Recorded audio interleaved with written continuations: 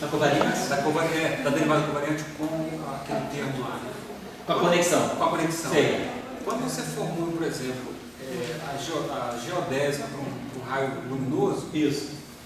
essa mesma geodésica valeria para um campo de ângulos, por exemplo, nesse caso? É como se a coordenada da geodésica fosse o campo de matéria. E a derivada covariante é a derivada. Quer dizer, quando você escolhe uma forma de ilustrar bem. Quando você está escrevendo isso, a gente escreve, por exemplo, a equação de movimento, a equação de Dirac. Então a gente tem lá I ddt psi, de forma não covariante, né? Mais I sigma escalar D psi igual a zero. Então, se fosse pronto, se a gente tivesse uma situação de campo estático, vamos ver, se a gente tivesse essa equação aqui. Então, a equação da geodésica, ela nada mais é do que vamos dizer assim, DDS, vou botar assim, DDT do X, na verdade é isso aqui, DDT do X ponto I mais gama I J K X ponto J X ponto K igual a zero. Então, vamos escrever isso aqui da seguinte maneira. Isso aqui, vou botar assim, isso aqui é DDT, aqui é X2 pontos, botar assim, X2 pontos I é isso aqui. Então, essa equação aqui pode ser escrita assim, DDT atuando em X ponto I. Vou botar isso, essa equação vai ficar dessa forma. DDT, então, esse DDT está aqui. Então, isso aqui dá o X2 pontos. Esse termo aqui, isso aqui, eu vou dizer que esse gama IJK X ponto J, esse J está contraído aqui. Isso aqui vai fazer o papel, é como se fosse uma matriz, vamos chamar assim, gama I K X ponto K. Esse termo aqui eu posso escrever assim, gama, esse cara aqui está contraído com esse, eu vou chamar esse objeto aqui de um gama IK. E esse gama IK está contraído com esse X ponto K. E aqui eu boto um delta IK. Então essa equação que está aqui é exatamente essa equação. X2 pontos I mais gama IK para X ponto K. Onde o gama IK é isso aqui. Então isso aqui é a equação da geodésica em forma aberta. Isso aqui nada mais é do que a derivada covariante. Ó, isso aqui é o DDT. Quando você escreve a derivada covariante, você faz assim, ó, DDT de EA mais FABC FB EC igual a zero. Essa equação é a equação muito divergente. Vou botar aqui divergente de vou botar assim, divergente. Vou pegar a equação de Young-Newton, divergente de EA mais FABC. Esquece o G aqui. AB escalar EC igual a zero. Então, isso aqui é a equação de Gauss para Young-Newton. Isso aqui é a equação da geodésica. Então, o que a gente está fazendo? Eu escrevi essa equação em forma covariante, eu vou poder escrever essa equação assim, ó. Delta AB divergente mais F, esse ó, FABC AB, deixa eu mostrar para esse delta C. Esse FABC AB eu vou chamar de um FAC. Eu vou incorporar essa combinação aqui, vai ser no final do dia, um FAC com índice vetorial. Eu vou chamar isso aqui de FAC escalar. Eu posso botar assim? EC igual a zero. Essa equação aqui é exatamente essa. Divergente, delta de AC faz o EA aqui. Então fica a divergência do EA. Mas isso aqui, esse FAC, FABC AB. Isso aqui é FABC AB escalar EC. Então essa equação, que é a equação de Gauss, né, do campo elétrico, ela fica essa equação, se eu quiser colocar em forma covariante. Isso aqui, ó, é exatamente a equação da geodésica. A derivada que está atuando no objeto com delta, que é a identidade. A derivada fica com a identidade. E os geradores estão aqui. Então, a equação da geodésica nada mais é do que, no fundo, é isso aqui, ó. É a derivada covariante do x ponto i. Então, a equação da geodésica é uma equação em derivada covariante integral, mais para velocidade, não para posição. Então, a equação derivada covariante está atuando na velocidade. Quer dizer, é como se fosse a derivada covariante da velocidade é zero, ou seja, a velocidade é covariantemente conservada. A velocidade é uniforme, é constante no sentido covariante. Na prática, ela não é covariante. Isso aqui faz o papel de uma força. X dois pontos, aceleração, é igual a essa força dependente da velocidade. Quer dizer, a geodésica, para a partícula ficar em cima da geodésica, ela precisa sofrer a ação de uma força que é dependente da velocidade. Então, a aceleração dela é essa aqui. O NA dela é essa força que é dependente da velocidade. Mas essa equação pode ser colocada sob a forma de uma equação com derivada covariante, sob a forma, está dizendo o seguinte, a velocidade é covariantemente constante. Ou seja, o movimento é uniforme, é retilíneo uniforme no sentido covariante, mas no sentido estrito não é, porque tem essa força aqui. Então, é a mesma coisa que a equação de Young-Mills. Você pode sempre colocar a equação de Young-Mills, quer dizer, a equação da geodésica, ela cai no padrão das equações de Young-Mills. Uma derivada vezes a identidade mais os geradores. Isso aqui está fazendo o papel dos geradores, como isso aqui está fazendo. Porque, na verdade, o que são as constantes de estrutura? As constantes de estrutura são elementos de matriz dos geradores, a gente sabe disso. Né? FABC nada mais é do que I, gerador GA, elemento BC na representação adjunta. Certo para tudo? Certo? Mas quem faz o papel da métrica, a métrica é uma coisa absoluta. A métrica está aqui dentro. Ela é uma coisa absoluta na teoria, né? Ela é absoluta. Não, ela é absoluta, ela se transforma. Você fala Não, mudança eu coordenada. eu digo que você dá a métrica de um ponto externo, um referencial externo e uma métrica. Certo, mas Mas você olhar muda de para- referencial, a métrica muda. Aham, mas eu digo externo no sentido newtoniano de não ser uma relacional, mas não seria. Quer dizer, a métrica é uma propriedade do espaço. Por exemplo, você coloca uma métrica no teu espaço. Você pode ter um observador externo e definir aquela métrica. Certo, isso. Ali, quem faria o papel da métrica ali seria o FABC ou o campo ali embaixo do campo? Não, quem faria o papel da métrica aqui seria esse objeto. Quer dizer, a Ué, métrica não, está aqui. No caso de Não das Young-Mills, contas dentro do F ou do A? não, nunca viu lá. O F seria. Um F? Isso aqui que é a conexão. Quer dizer, a conexão está aqui, ó. Essa é a minha conexão. Então, quer dizer, quem é a minha conexão aqui? É isso aqui, ó. Aqui dentro é como se eu tivesse, ó, isso aqui são as constantes de estrutura vezes o campo, ó. Constante de estrutura vezes o campo. O símbolo de Cristófares faz o papel como se fossem as constantes de estrutura, ó, vezes esse campo aqui. Só que no caso da geodésica, o campo de gauge, quem faz o papel da conexão de gauge é a própria velocidade. Olha esse cara aqui, ó, esse x ponto é o mesmo x ponto que está aqui. Quando eu escrevi a equação dessa forma aqui, quem está aqui dentro, quer dizer, quem forma a conexão de gauge está aqui. A conexão de gauge é isso aqui. E aqui, ó, você tem um DDT aqui. Então, é como se esse gama aqui tivesse um índice, tem um índice temporal, ele guarda uma memória de que ele está projetado na direção temporal. É como se fosse um campo de gauge na direção temporal. E quão diferente é a constante de estrutura de uma métrica? Ah, bastante. Você pode relacionar. Na teoria dos grupos de Lie, você mostra que para grupos de Lie simples, você pode definir no espaço A, dizer assim, alguma coisa desse tipo assim, A, B, C, F, D, BC.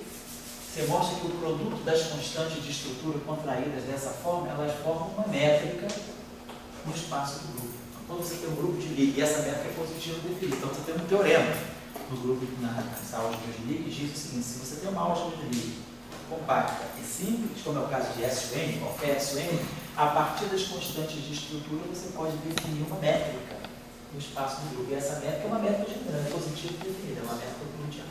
Ela não é necessariamente o delta, mas ela é uma métrica euclidiana. Então, ó, você pegou a constante de estrutura, Então você sabe que é basicamente isso, o quadrado da constante de estrutura está ligado a uma métrica dentro do compacto. Oi? Tipo compacto. Tudo é compacto. Mas na cidade lógica Não. Não é compacto. Não é compacto. Então, essas constantes de estrutura vão revelar isso aqui.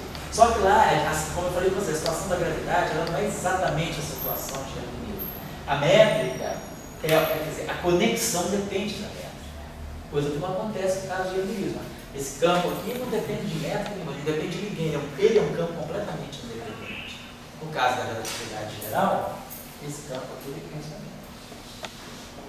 Certo? Deixa eu fazer uma coisinha, já da pergunta. Lembramos onde nós estamos e o que nós queremos fazer. Então, vou fazer aqui um pequeno parênteses para resolver essa questão, que eu acho que responde a questão do cérebro também.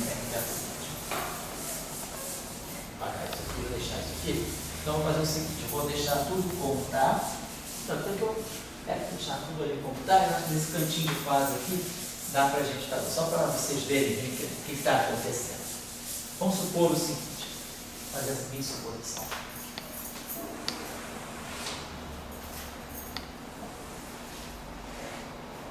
Suponha que nós tivemos o seguinte problema. Tivemos uma partícula livre. Uma partícula livre, vamos dizer, livre não, uma partícula em cima de uma esfera. Então a gente tem uma esfera N mais 1 dimensional. Então as coordenadas da partícula satisfazem essa condição de x1 ao quadrado, mais etc, mais xn ao quadrado, mais xn mais 1 ao quadrado, igual a R2. Então, isso aqui é a equação de uma N-esfera no espaço euclidiano N mais 1 dimensional. Isso, na verdade, é uma variedade N-dimensional. É uma esfera. Então, a gente pode... Então, vamos supor que essa partícula esteja livre. Então, o lagrangiano da minha partícula livre é 1 meio de N x 1 ponto ao quadrado mais 1 meio de N x n ponto ao quadrado.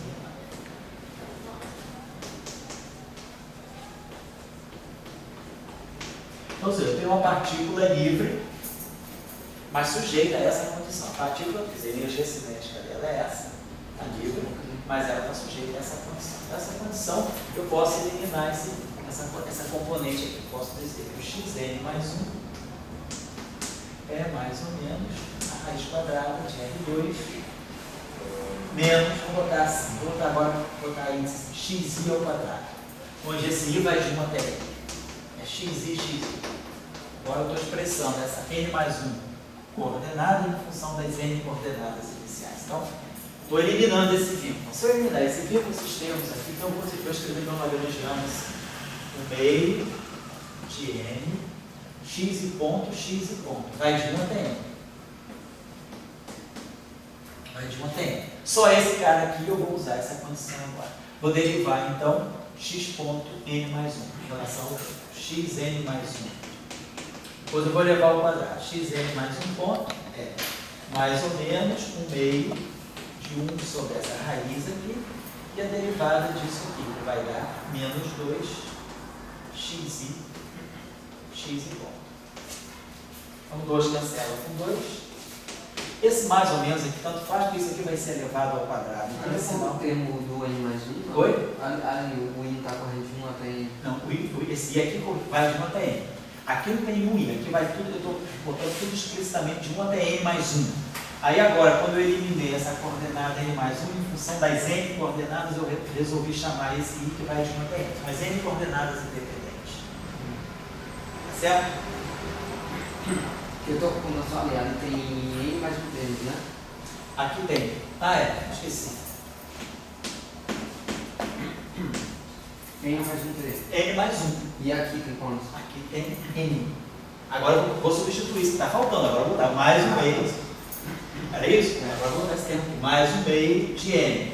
Agora, quem é xn mais 1 ponto ao quadrado? Esse sinal aqui vai ser completamente relevante porque vai elevar ao quadrado. Então vai ficar isso aqui ao quadrado. Vai ficar. Quando eu elevar isso aqui ao quadrado, esse terminho aqui vai ficar xi ponto, xj ponto. Sobre o quadrado, R2 menos xi ao quadrado. Foi isso aqui. Então, eu posso escrever isso aqui da seguinte maneira. Se eu já não posso escrever isso com meio de m, posso chamar esse termo aqui de delta ij, e vou colocar aqui o seguinte, delta ij mais um meio, já botei o meio de m de diferença aqui. Então, aqui vai ficar, o que eu estou levando ao quadrado era xi ponto, né? Então, vai ficar aqui xi, vou botar aqui xj sobre R2 menos xi ao quadrado, isso tudo ia aqui vai de 1 até n. E aqui x ponto xj. Então, a energia cinética agora você vê, a partícula já não é mais limpa, ela é tudo menos limpa. Tem esse pedaço aqui que dá uma interação da velocidade, ó, isso aqui é não polinomial na posição, uma coisa. Então, eu tenho essa estrutura aqui frente a isso aqui, certo? Tá aqui, ó. Então, agora quando eu eliminei o vínculo, eu estou dizendo, aqui eu tenho, a partícula é livre em cima da n-esfera. Mas agora, quando eu coloquei, substituí o vínculo, a partícula, nessa formulação aqui eu eliminei aquela coordenada extra, então essa partícula, na verdade, ela não é livre. O vínculo estava escondendo o fato dela ser livre. Ela é livre com esse vínculo. Eliminando o vínculo, eu vejo que ela não é livre. Ela pode, para que ela não é livre, ela pode andar em cima da esfera, ela não pode sair em cima da esfera, então tem alguma força que segura ela em cima da esfera. Então vamos colocar o Lagrangiano nessa forma agora, que é o quê? Como é que ficou a forma do Lagrangiano? Ficou assim, ó, 1 meio de m gij, uma matriz gij de x, simétrica, que depende das coordenadas x, vou colocar lá, gij de x, e aqui x ponto xj. Certo? Posso pegar?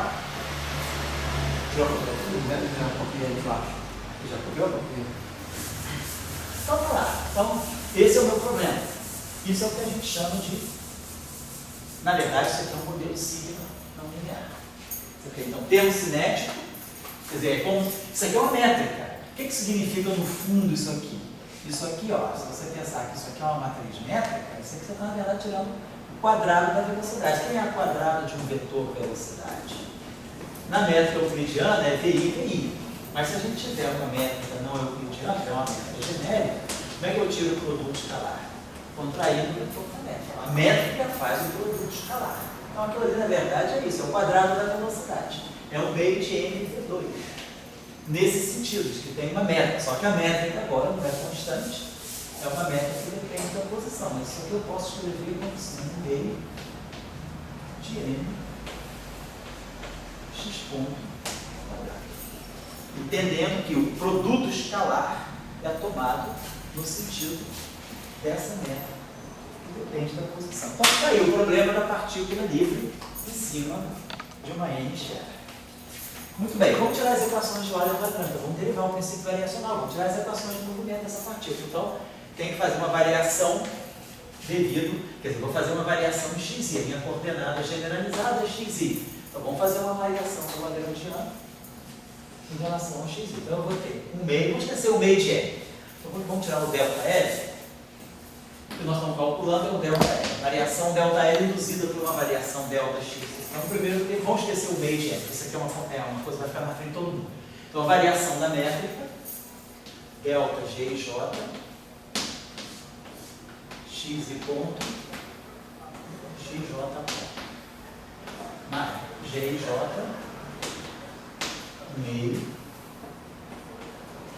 delta x ponto, xj ponto, mais meio de gij, x ponto, delta xj. Então, o princípio variacional cegamente variação do Lagrangiano, variação do g vezes o plá, mais a g vezes variação desse vezes o outro, mais g, primeira variação segunda. Vamos fazer uma coisa.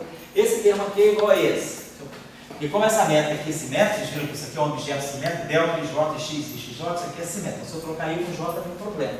Então, nesse termo aqui, eu posso chamar o i de j e o j de i. Como GJI é igual a GJ, esse termo aqui é uma reprodução do termo antecessor. Então, isso aqui desaparece E o fator 2 sai fora. Vou deixar assim. Muito bem. Agora, quem é a variação do G? G depende de X. Então, a variação do G e J é a derivada do G e J em relação a XK. Então, derivar G e J em relação a XK e variar XK. Essa é a variação.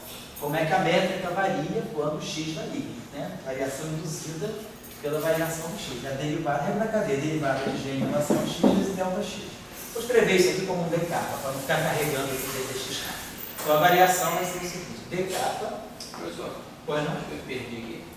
Quando você foi fazer o primeiro termo, ali de delta, G e J, você não colocou Esqueci, o meio. aqui eu esqueci. Ah, tá. Obrigado. Esse meio aqui e aqui o meio se cancelou. Obrigado, eu mantenho o meio. Então, dk, G e J, delta, xk. X e ponto. XJ. Mais. Isso aqui fica. Esse tempo vai ficar G e J. Vamos botar XJ ponto. Delta X e ponto. Vou botar assim. Como esses índices aqui eu estou botando dxk, então vamos chamar esse I aqui de K, porque é índice livre, é índice somado, então vamos chamar esse I de K. Só para poder ficar tudo igual. E agora observe aqui. Estou fazendo a variação lagrangiana dentro de uma ação. Nós temos isso. Estou fazendo isso. Então, lembre que eu estou dentro de uma ação. Então, eu posso fazer integração por parte. Fazendo a suposição de sempre. Eu estou fazendo variação em extremos fixos. Então, fazendo integração por parte, eu posso liberar esse cara da derivada temporal. Esse cara perde a derivada temporal dele, vem um sinal menos para cá, pela regra, né, da derivada por integração por parte, e aqui fica a derivada temporal, atuando nesse produto aqui. A derivada temporal veio para cá, esse cara ficou assim. Vamos deixar a coisa assim. E aí agora, bom, então, quando nós pegamos por parte, a coisa ficou assim. Então, vamos lá, vamos fazer o seguinte. Então, assim ficou o meio. Então, estou querendo isolar esse delta xk aqui, esse delta xk aqui. Então, agora eu já posso dizer que isso aqui é igual a zero para variações arbitrárias do delta xk, isso aqui é zero. Então, vamos ficar com a seguinte equação. Vamos ver. Vou botar esse termo aqui na frente, ddt do GKJ, x ponto J, delta xk saiu, e aqui delta xk saiu, mais o meio do dk GJ, x ponto I, x ponto J. A equação está ficando assim. Beleza, agora vamos trabalhar esse termo aqui. Então, esse termo aqui eu tenho. Derivada, então, esse termo vai se desmembrar em derivada temporal. Quer dizer, eu vou derivar isso aqui em relação a t. Então, eu vou derivar g depende de x e x depende de t. Então, o primeiro termo vai ficar. Onde é que eu estou? Esse termo aqui veio para cá, desculpa. Então, esse termo aqui é esse, e aqui foi um sinal menos, perdão. Eu multipliquei. Esse termo aqui veio, botei ele com sinal mais, e esse aqui não ficou com sinal menos. Só inverti a ordem dos dois termos.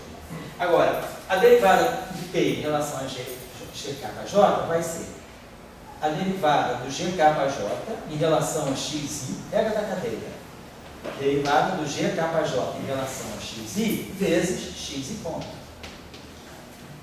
Regra da cadeia. Derivei isso aqui em relação ao tempo, derivo em relação a x, derivo x em relação a t. Mantenho o xj ponto. Claro. Agora, métrica. Derivada do segundo termo. Parece aceleração. Aqui é aceleração. E aqui menos no meio. Do dk, GJ, x ponto I, x ponto J. Isso igual a zero. Vou apagar aqui em cima. Só aproveitando esse quadro aqui para finalizar já a discussão. Eu quero mostrar para vocês como é que a coisa vai, aonde é que a métrica vai entrando. Como é que a conexão vai aparecer. Então, esse primeiro termo aqui ficou assim, ó, GKJ, x2 ponto J, que é o termo de aceleração. Agora, vamos pegar esse termo aqui, menos o meio kappa, GJ, velocidade. Esse termo aqui. E agora esse termo aqui.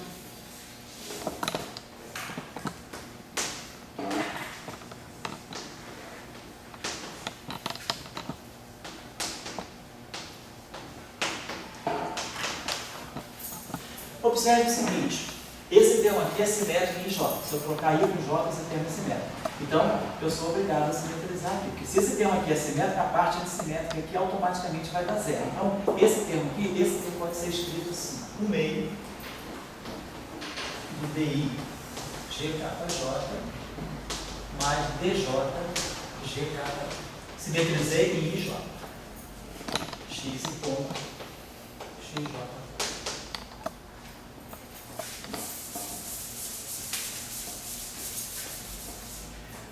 Então, vamos lá. Então ficou, vou juntar tudo agora. Então ficou assim, ó, GKJ. Então o que nós estamos falando? Nós estamos falando de um problema simples. Uma partícula se move em cima de uma N esfera. Problema de mecânica clássica lá da graduação. Uma partícula vinculada a se mover em cima de uma esfera tridimensional, N dimensional. Esses x aqui vão de 1 até N. Então, nós estamos falando da esfera SN.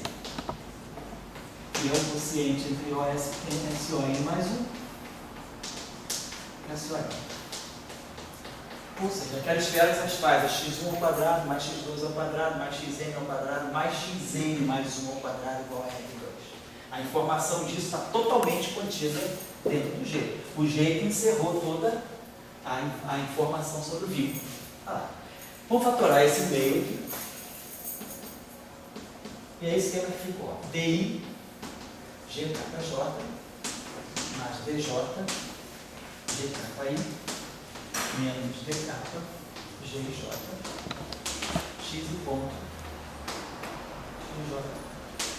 Vou colocar aqui XJ dois pontos. Como isso aqui é uma métrica, a matriz aqui é inversível, então nada me impede de multiplicar toda essa equação por G é menos 1 LK. Se eu multiplicar essa matriz, essa equação toda por essa matriz inversa, ó, G é menos 1 LK vezes GKJ vai dar um delta de LJ.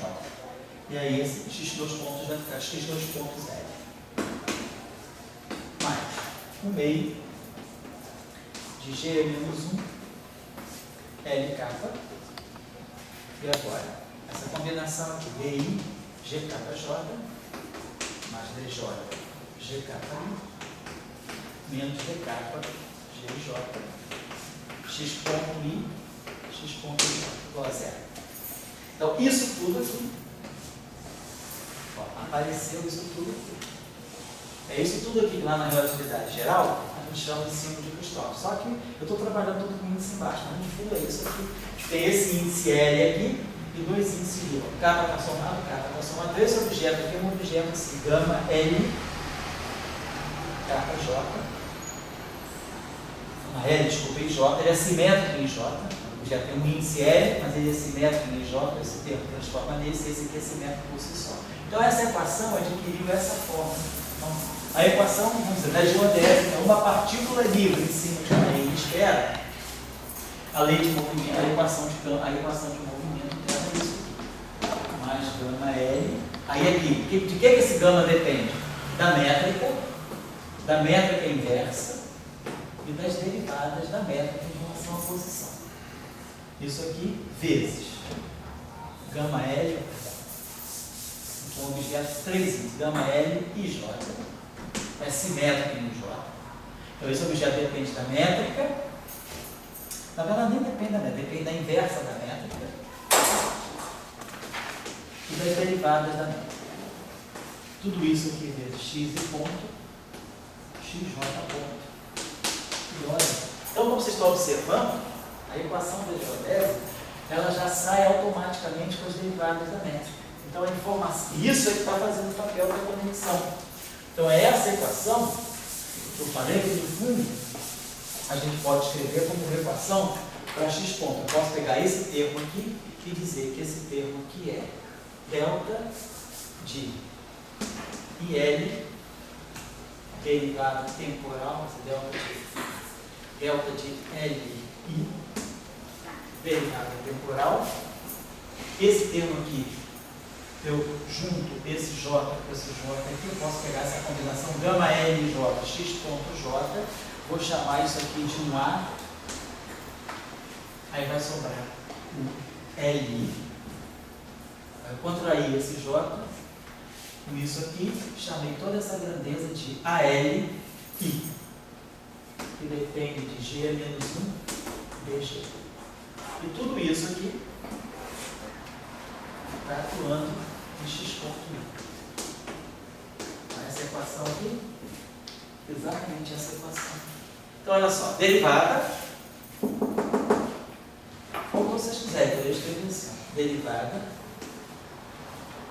do x ponto I mais a L, ou a IL,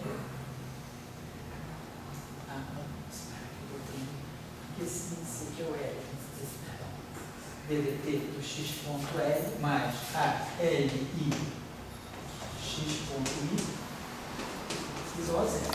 Então, aqui, ó, esse cara aqui é a derivada temporal, esse cara aqui covariantizou a derivada temporal, está todo mundo atuando aqui. Então, ó, isso que está aqui é a versão, quer dizer, é a versão covariante dessa equação. Posso escrever isso tudo aqui como sendo em dt atuando em x ponto I igual a zero. Então, o que a gente vê é que, naturalmente, nesse caso, a métrica, ela se junta para formar a conexão. Quer dizer, toda a informação de que a partícula está em cima da ente, quer dizer, a conexão, quem está fazendo, né, toda a covariantização do problema, é essa conexão aqui, mas ela guarda a informação da métrica. E a métrica é a física. A métrica está me dizendo, ó, a minha energia cinética da partícula não é medida com um meio de n V2, é medida com um meio de n métrica VI dj, ou x ponto, x ponto, xj ponto. Então, isso aqui é a minha medida da energia cinética. É sempre isso. Agora, essa métrica aqui depende da posição. Ela depende da posição porque ela está dizendo a partícula está em cima de uma ente. Então, naturalmente, é uma teoria de Young-Mills? É, que ó, a conexão de Gauge aqui. Se você fizer uma transformação de coordenadas na esfera, esse cara vai sentir a transformação de coordenadas. A gente pegar esse objeto aqui, quando a gente faz uma transformação de coordenadas, se as coordenadas na esfera eu passo de coordenadas xi para coordenadas x ponto i de x, faz uma transformação geral de coordenadas, a minha métrica g e j se transforma assim, ó, g e j linha de x' vai ser a derivada de xn em relação a x'I, derivada de xn em relação a x'J, gmn de x. Isso aqui é a transformação da métrica. Se a métrica se transforma assim, essa aqui que eu sei como a métrica inversa se transforma, então a minha métrica inversa é a matriz inversa, então a métrica inversa G-1 linha e J de x' é a matriz inversa. Então a matriz inversa vai se transformar no jacobiano invertido. Vai ser dx'I dxl, dx'J dxp, G a menos 1 LP de x. Então eu sei como a métrica inversa se transforma, sei como a métrica normal se transforma e sei como as derivadas se transformam. Então quem vai derivar em relação a xi vai derivar em relação a x'J e derivar x'J em relação a x. Então a regra de transformação da derivada é essa. Ou então eu posso colocar assim: derivada dele, derivar em relação a x' e derivar em relação a xj, e derivar xj em relação a x'. Então, essa é a regra de transformação da derivada quando eu faço mudança de coordenadas na esfera. A métrica se transforma assim, o inverso da métrica se transforma assim. Então, se eu sei como a métrica se transforma, como o inverso da métrica se transforma, como as derivadas se transformam, eu sei como o gama se transforma. E aí, a gente pode mostrar que essa grandeza aqui, essa é tarefa, é longa, mas é fácil, é algébrica, puramente algébrica. Então, como eu sei que o meu LI,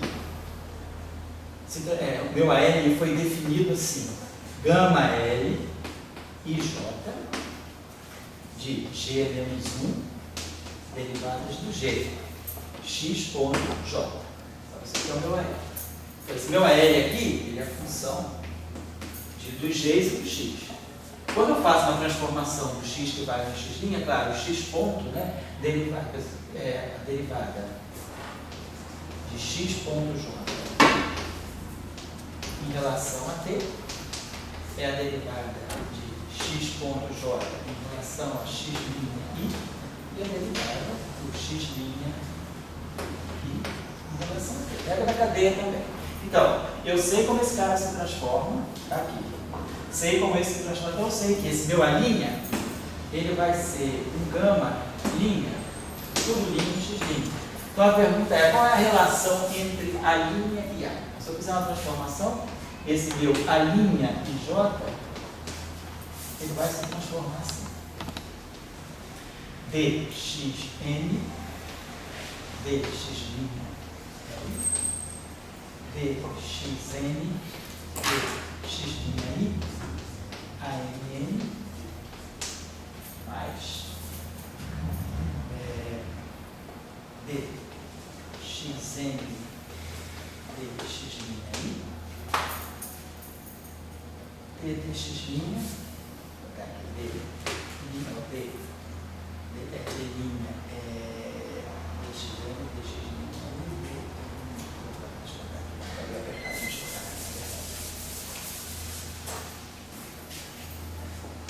o A' L vai se transformar assim. dxn, dx'L, dxi,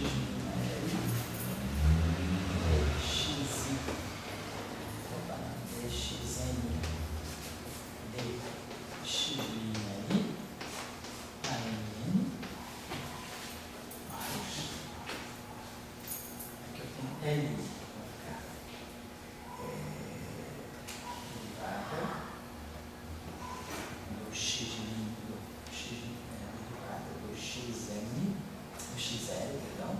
em relação a x' ddt, a derivada do x', não, xl em relação a derivada do x' em relação ao x'. Aí aqui eu tenho L, x', então tem uma coisa isso. Contraído aqui. Vai ser o seguinte, dxl tem que ser simétrico em meio. Só para formar os índices aqui, isso aqui vai ter que ser d, a matriz vezes a derivada da matriz inversa. Então vai ficar aqui dx' n, dx'i,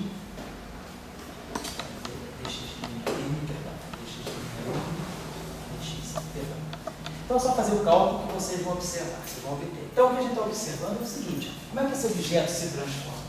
Ele se transforma em uma matriz MNAN, tá? E essa matriz aqui, R-1, que é a transposta dela. Essa matriz aqui é a inversa, isso.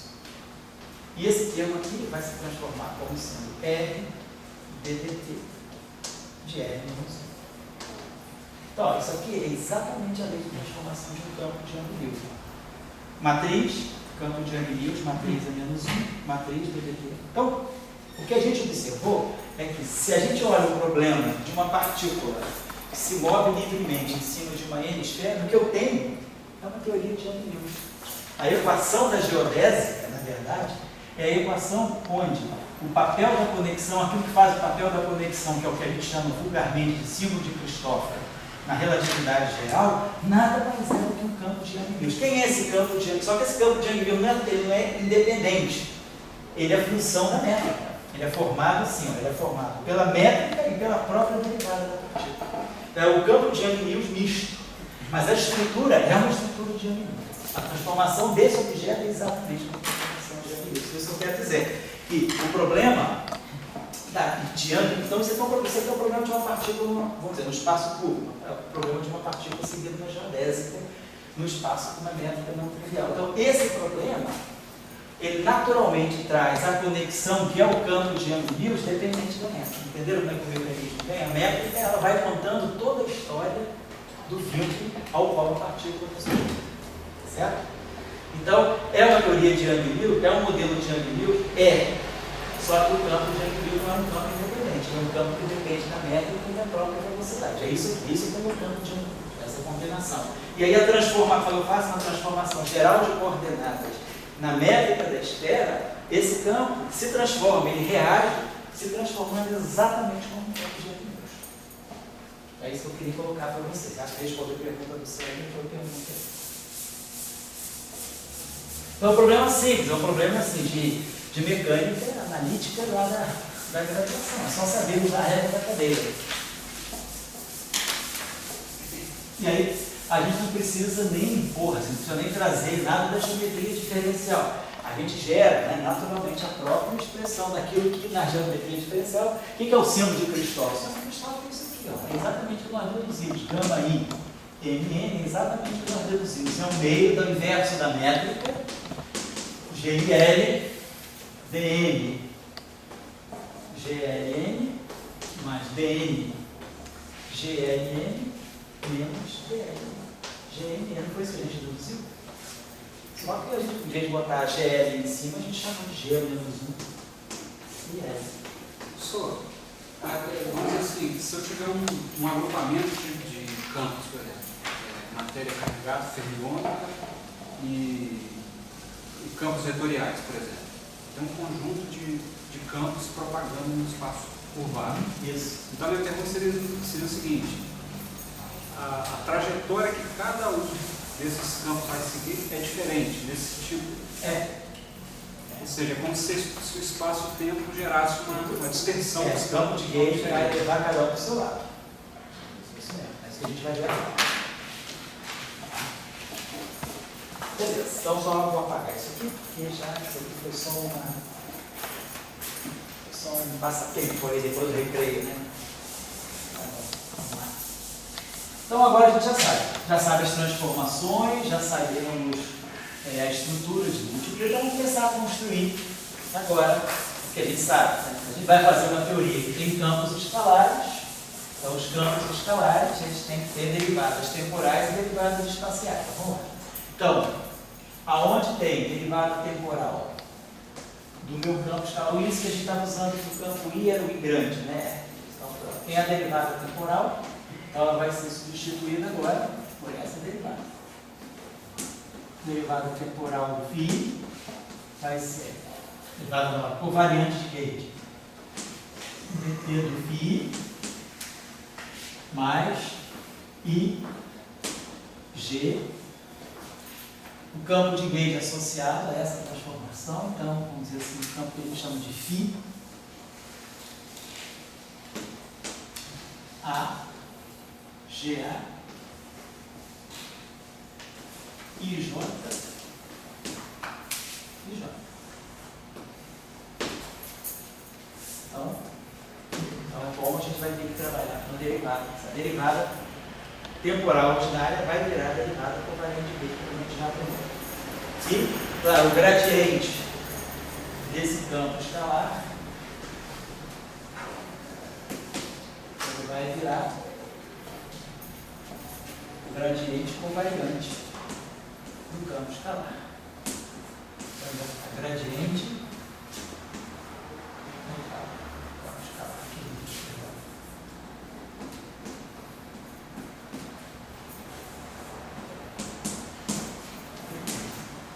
Agora entra aqui os potenciais vetoriais, as cargas, que são os geradores do grupo, então eu já sei tudo para o campo escalar. Então, quando eu escrever agora em ação, a minha densidade de Lagrangiano no campo escalar, só para o φ, acoplado com o Young-Mills, φ junto com o Young-Mills, a gente vai ter um meio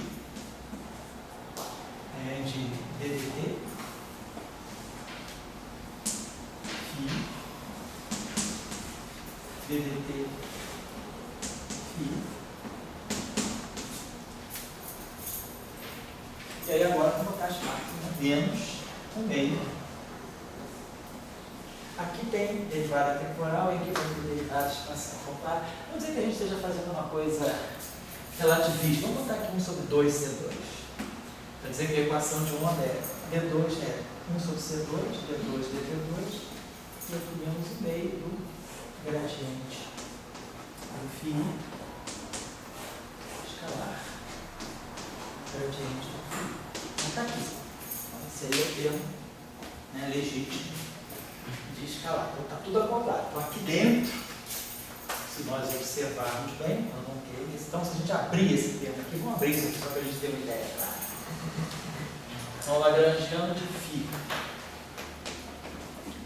de Yang-Mills vai ser. Então quando eu abrir esse termo aqui ao quadrado, vai ficar N vezes Z. Então vai ficar 1/2 do φ ponto ao quadrado. Esse derivado é derivado, esse termo é derivada temporal usual hoje. Aí depois eu vou ter, aqui perdão, aqui só uma coisinha só. Aqui vamos botar estar. Né?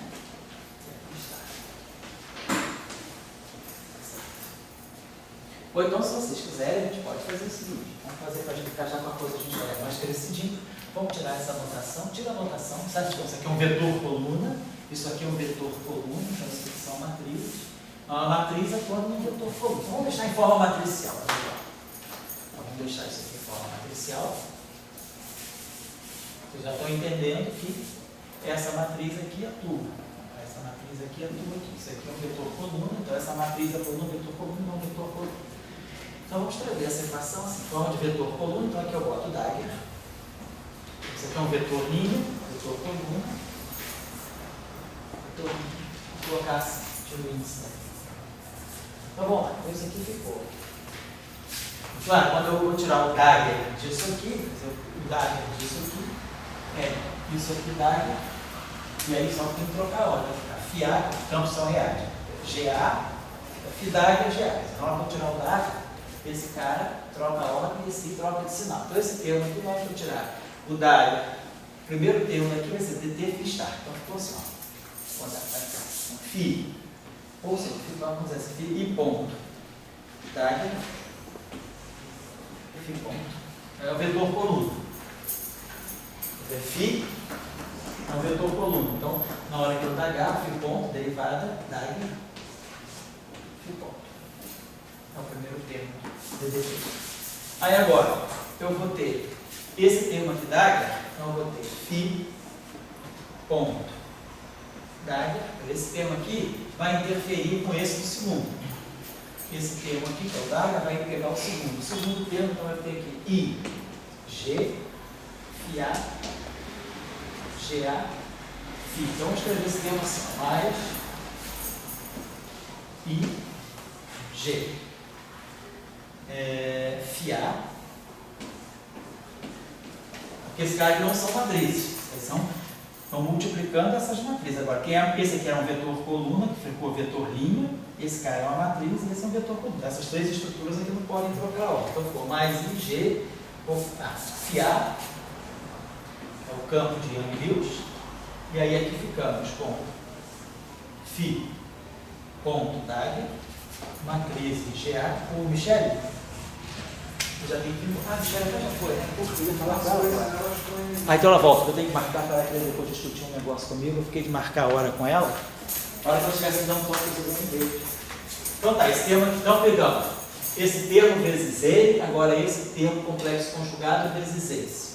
Agora, o segundo termo, esse termo Dagger vezes o primeiro, então esse termo Dagger aqui vai ficar menos IG FA.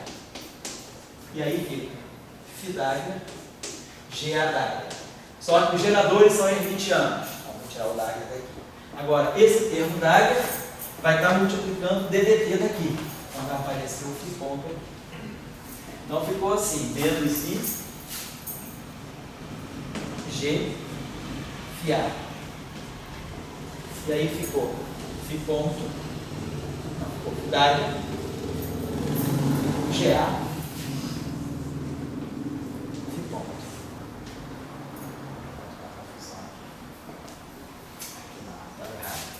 eu estava pegando o DDT, vezes o DDT, tá certo. Então esse cara aqui que não tem nada, estava pegando, estava pegando esse termo aqui, estava pegando o DDT com esse aqui sem dar, então é GA, FIA. É isso. Estava pegando isso, estava pegando esse termo d'água vezes esse termo sem d'água. Esse termo d'água vezes esse termo sem d'água. Está aqui, ó. Esse termo d'água vezes esse termo sem d'água. Agora o contrário. Esse termo d'água vezes esse termo sem d'água. Famoso ficou. E agora esse termo d'água vezes esse termo d'água. Então ficar mais G2. FIA. Olha, estou colocando FIA, bem por causa dos índices que estão somados na mesma expressão. E aí eu vou ter φ d'água, GA, GB. Então, essa expressão desse termo. 1 sobre C2, tudo sobre C2 aqui. Então, eu esqueci de botar. Vamos botar aqui. 1 sobre 2 C2. Tudo isso aqui. Então, isso aqui é isso. Agora, claro, eu não vou nem fazer mais, menos, mesma coisa. Vai ser a mesma estrutura, só que, vou tomar nota depois, só que em vez de serem derivadas temporais, vão ser gradientes. O senhor botou variante não, professor? Oi? Você não botou com variante não. Aonde? Aqui eu não botei com variante, está errado. Tá? Vou consertar. São derivadas, obrigado. São derivadas covariantes espaciais. Que as derivadas covariantes temporais e que as derivadas covariantes espaciais. E vão se abrir nisso tudo. Então vamos escrever essa expressão final. Fazer aqui para não. Que a gente vai precisar olhar todos esses acoplamentos para ver como é que fica a corrente de matéria. Então ficou o seguinte: o lagrangiano φ acoplado com o Yang-Mills, então vamos escalar. Acoplado com o Yang-Mills ficou 1 sobre 2C2, então termo normal, livre, φ ponto d'área, φ ponto. Tá. Agora vamos juntar esses dois termos aqui num só, mais juntar. Aliás, tem também uma coisa, todo campo é complexo, a gente normalmente não precisa colocar esse meio. Pode até tirar esse aqui, basta colocar 1 sobre C2. Vai fazer a mínima diferença, se tudo multiplicar. Então tira o meio, porque o campo é complexo. Tira o meio. Vou só tirar esse 2. Ficou assim. Agora vamos botar esse termo aqui junto. Mais 1 sobre C2, vou botar mais I, G, sobre C2. Vamos juntar esses dois termos aqui um só. Ficou FIA. E multiplica o quê? Φ ponto d'área GA φ menos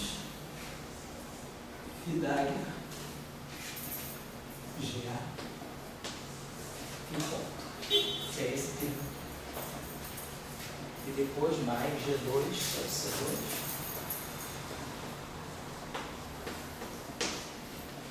E aí vamos ter φA aqui B.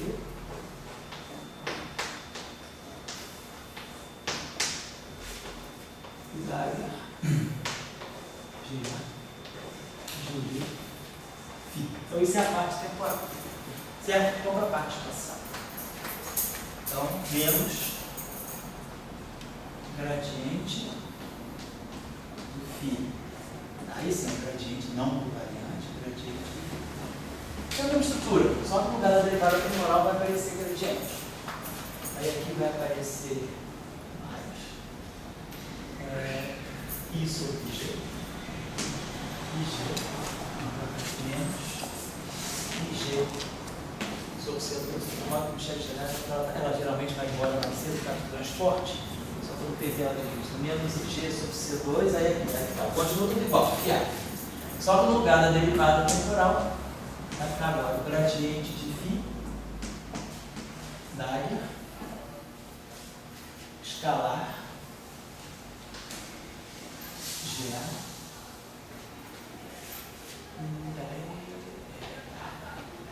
gradiente Ah, não, porque agora não tem aqui, agora é A. Aqui agora é o A. Ah, e outra coisa, o A vem com sinal trocado em relação ao φ. Então aqui vai aparecer mais.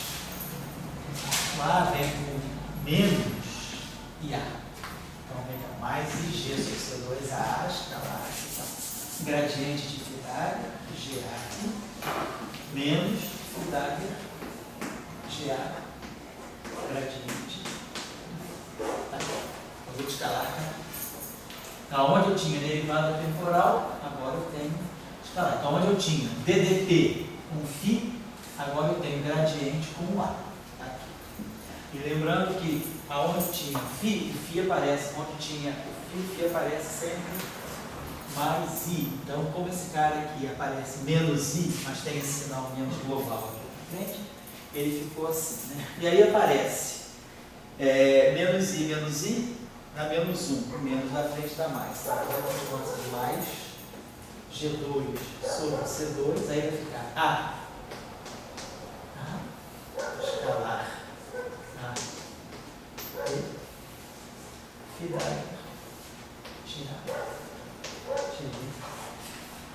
Michele, você tem que ir embora mais cedo, então a gente podia marcar. Você iria o CDPR agora quando? Não, o dia que o senhor quiser. Sexta-feira você vem ou não? Eu posso ir. Não, normalmente, porque semana que vem tem a escola do CDPR, você vai estar por aí, vai? Não. Você vai viajar embora? Vou Vai viajar. quando? Eu vou no meio da semana que vem. Ah, então você poderia, ou você fala comigo sexta-feira à tarde, mas se você vier aqui só para isso, pode ser perda de tempo, ou você fala comigo segunda-feira à tarde, o que você prefere? O que eu vou fazer mesmo? Então, para mim, eu acho que fica menos corrido segunda-feira à tarde. Não. Segunda-feira eu dou aula na escola, a aula de graduação, eu vou dar de 2 às 4. Depois das 4 horas você passa na mensal, que a gente conversa sobre o que você queria falar no negócio da matéria, tá bom? Então, tá legal. Então, isso aqui está tudo acoplado. Então, potencial escalar acoplado com os campos de matéria carregada e o potencial de gauge, potencial vetorial acoplado com os campos de matéria carregada. Então, acoplamos o campo escalar com o campo de ângulo. Vamos fazer a mesma coisa agora para o ferro, então é até mais rápido, porque o ferro não tem derivada segunda. Então, vamos cá. Eu quero comparar, quero deixar bem explícito a comparação do férmio com o escalar, para a gente ver que tem uma questão muito sutil, mas muito importante na definição do que realmente é a corrente e qual é a estrutura da corrente bosônica, nesse caso é a casa bosônica, spin zero, e qual é a corrente fermiônica. Vamos pegar agora o caso só para colocar do lado de cá, vou deixar aqui. Vamos fazer aqui o caso fermiônico, para poder jogar para lá o resultado. Então, eu estou vendo o campo vetorial, tem que ser. Não quero fazer corrida, prefiro fazer minha tudo. Eu boto uma aula extra aí, o tchau, por gentileza, filma para nós. Seria a aula que então, vamos lá.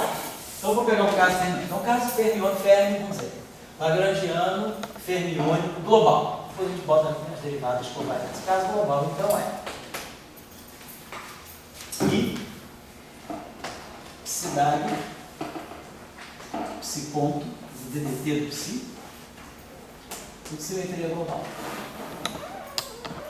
Menos, então aqui 1 sobre C, CDDT, e aqui menos I, psidade, sigma, escalar, gradiente do campo psi. Vamos lembrar que o campo psi tem inicial no vetorial. Então aqui é alfa, aqui é alfa, matriz gama, sigma, alfa, beta, beta. Tá? Só para lembrar. Então vamos guardar agora a covariantização. Então se agora a gente for pegar o campo fermiônico local, quer dizer, acoplado com o íon Lewis, é só substituir os derivados. Vai colocar I sobre C, psidade, e aí, DDT psi mais I, G, FA, GA, atuando em psi. E menos I, Psidagma, sigma, aí a derivada espacial por variante de meio de psi. Tá bom, vamos explicitar como a gente fez aqui. A gente compara o Lagrangiano de Yang-Mills, ou o Lagrangiano de psi, acoplado a Yang-Mills. Então, vou pegar o caso, então, pega esse termo aqui, livre, y, e esse pedaço aqui que eu vou classificar. O primeiro pedaço é o pedaço livre, certo? Então, I sobre C, Psidagma, psi ponto. Menos I, Psidagma, sigma, gradiente, psi. Agora eu vou pegar a parte de interação. I com I dá menos 1, então menos G sobre C, que A, Psidagma, GA, psi. E aí a parte aqui tem menos I vai ficar menos 1. Tá certo? Na derivada espacial, aqui aparece menos IGAAGA. Esse menos I com esse menos I dá menos 1. Vai ficar menos G, aí aqui vai aparecer o A.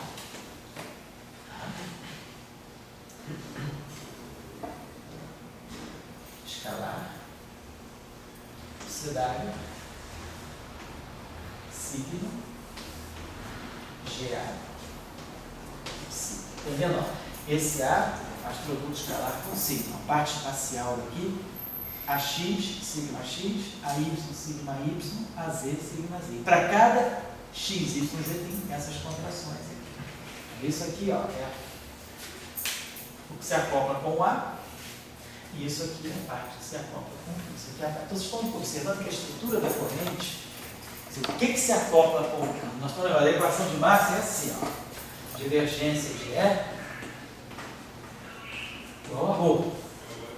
Quando eu faço a divergência, quando eu ganho a divergência de E, é porque eu fiz o princípio variacional em relação a φ. E quando a gente ganha aqui, é porque o Lagrangiano de Maxwell ele é 1/2 de E2 menos C2D2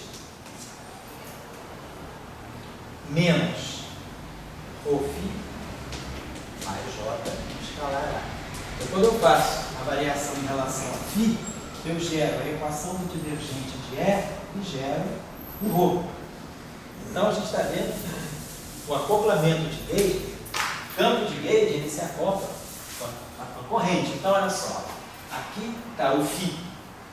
Então, quando eu variar em relação ao φ, no caso fermiônico, eu vou ganhar exatamente o ρ. Isso aqui vai fazer o papel da minha densidade.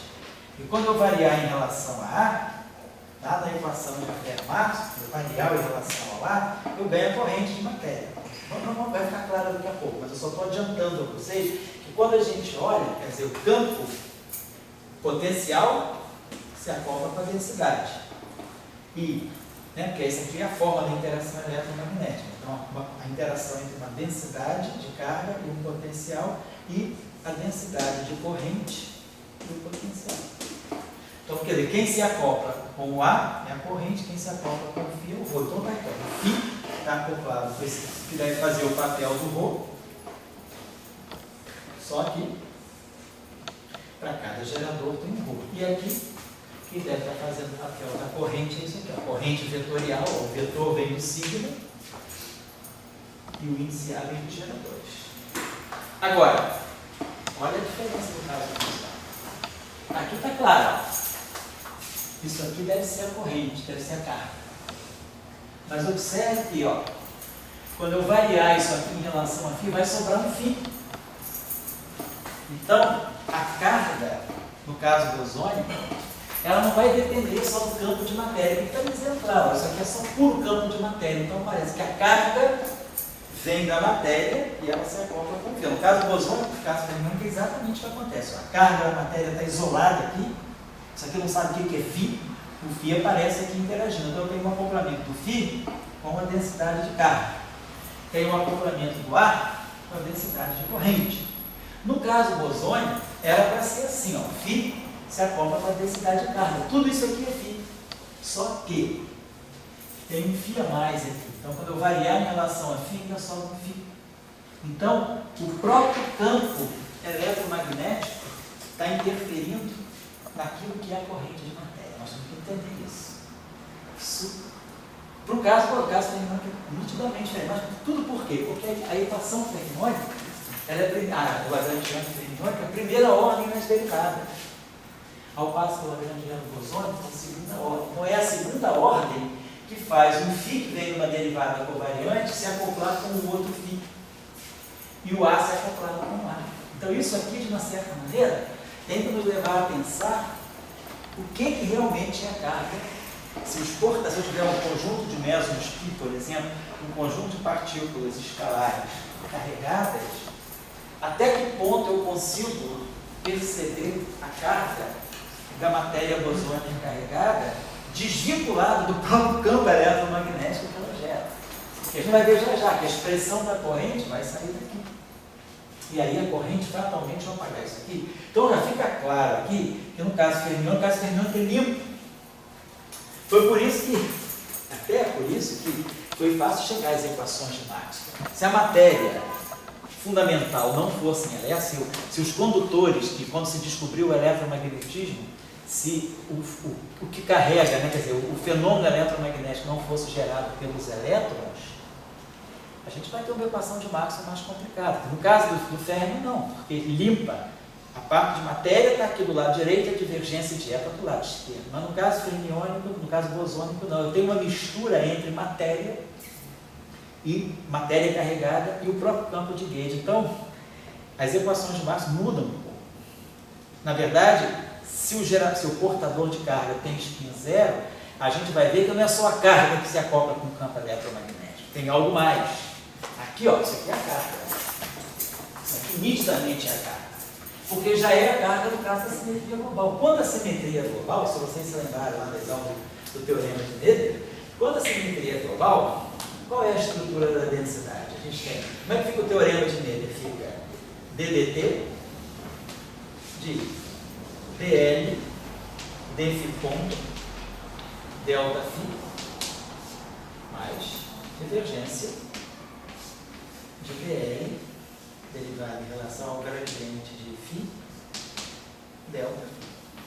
Então, se a gente for olhar a corrente global, a derivada de L em relação a φ ponto, no caso do campo escalar, é φ ponto, estar. Delta φ é I alfa A GA φ. Então, aqui é a parte temporal, o ρ, isso aqui é o J. Então, está aqui, o ρ está claro. Ó. O ρ ele envolve a derivada temporal do campo, o gerador do campo. Isso aqui é exatamente a carga que vem do teorema de Noether. Quando a simetria é global, que ela não sabe que existe campo de Gauge. Olha lá. Tá? Agora, isso aqui já não é mais a corrente. Isso aqui não tem derivada do campo. É campo-campo acoplado ao potencial. Então, agora, o que é campo-campo? Uma coisa é você pegar o campo ao quadrado. Outra coisa é você pegar a derivada do campo vezes o campo. Então, a derivada do campo, a derivada temporal do campo vezes o campo, dá a estrutura de uma carga ou de uma corrente. Porque a estrutura do teorema de Noether é essa, a derivada do lagrangiano em relação ao gradiente de φ. Então, como o campo bosônico ele é quadrático do gradiente, sobra um gradiente aqui que se acopla com o delta φ. Se acopla com o, no caso fermiônico, não. Isso aqui é linear em φ ponto. O lagrangiano é linear em φ ponto. Então, quando eu derivo em relação a φ ponto, eu ganho psi. Eu não ganho o campo de Gauge sai fora. Então, a corrente fermiônica é limpinha. A corrente do Fermi é muito limpinha. Ele vê, por isso que o Fermi é a coisa fundamental. É através do Fermi que a gente vê. Por isso que o Dirac era tão ligado no elétron. O Dirac passou a vida inteira tentando entender o elétron, porque ele entendeu que o elétron é um objeto fundamental. É a partir do elétron que você consegue compreender tudo. Os outros campos, o campo bosônico é muito mais complicado. O campo escalar, apesar de não ter índice, não ter matriz, ele é mais complicado, porque olha a estrutura dele agora. Se a gente for olhar para cá, o que significa isso? O campo eletromagnético está se acoplando com campo ao quadrado. Mas campo ao quadrado não é carga. Como a gente olha pela Lagrangiano, campo ao quadrado é energia. Olha o termo de massa, como é que é. Ele não é M2, F2. Então, uma coisa que está medindo campo ao quadrado, ela não está medindo a carga. Ela está medindo alguma coisa ligada à densidade de energia, a própria densidade de matéria. Então, a gente está vendo que no caso bosônico, o campo eletromagnético, ele se acopla não só a carga, mas ele se acopla também a alguma coisa que a gente vai poder interpretar como uma densidade de matéria. Então, no caso bosônico, a gente tem uma mistura meio complicada entre carga e matéria. Não é tão simples. No caso do fermiônico, não. Carga, não aparece mais nada. O campo eletromagnético só se acopla com a carga mesmo. Aqui não, o campo eletromagnético está se acoplando com a carga e com uma coisa que não é a carga. No caso global não tinha isso. Isso aqui não era uma carga conservada pelo teorema de Leibniz. Mas o campo eletromagnético está se acoplando. Então o campo começa, pelo fato do campo ser bosônico, o campo eletromagnético ele percebe outra coisa que o campo bosônico. O que será isso? Vamos interpretar isso aqui. Isso é uma coisa interessante, não é uma coisa óbvia.